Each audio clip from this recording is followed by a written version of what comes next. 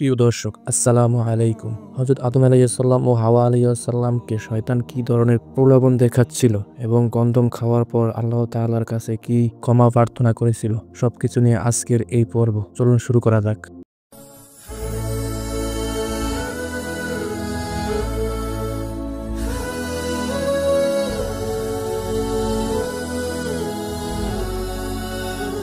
তারপর হযরত আদম আলাইহিসসালাম ও হাওয়া আলাইহিসসালাম জান্নাতে সুখী জীবনযাপন করছিলেন।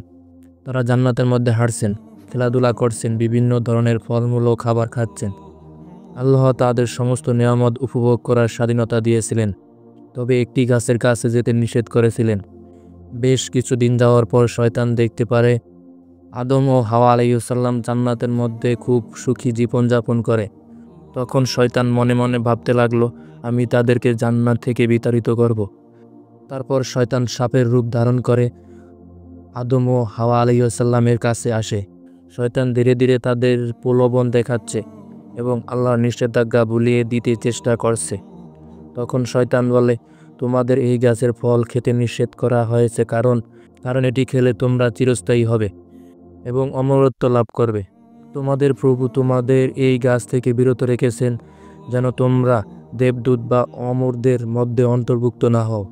তখন হাওয়া আলাইহিসসালাম বলেছেন, কিন্তু আমাদের প্রভু তো এটি নিষেধ করেছেন। তারপর শয়তান বলে, আমি তোমাদের মঙ্গল চাচ্ছি, আমি তোমাদের শপথ করে বলছি, এটি খেলে তোমরা জান্নাতে চিরস্থায়ী হতে পারবে।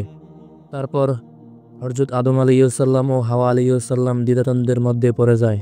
শয়তানের প্রলোভনের প্রভাব তাদের উপরে বাড়ছে। এরপর হযরত আদম আলাইহিসসালাম ও হযরত হাওয়া আলাইহিসসালাম নিষিদ্ধ গাছের কাছে যান। তারা ফলটি স্পর্শ করেন এবং খেয়ে ফেলেন।